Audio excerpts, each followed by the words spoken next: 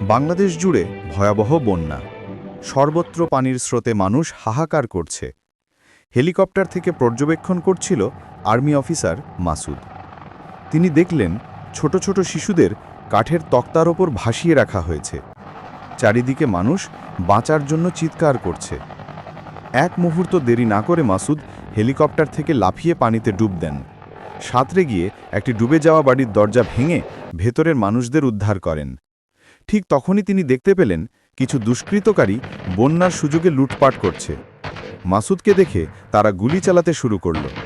কৌশলে লড়াই চালিয়ে যান মাসুদ।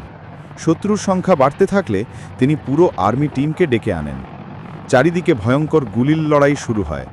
শেষে মাসুদ কামান দিয়ে শত্রুদের আঘাত করেন। মুহূর্তেই তারা ধ্বংস হয়ে যায়। এত বড় বীরত্বের পরও মাসুদ কোনো প্রশংসা পেল না, একটি লাইক বা সাবস্ক্রাইবও নয়।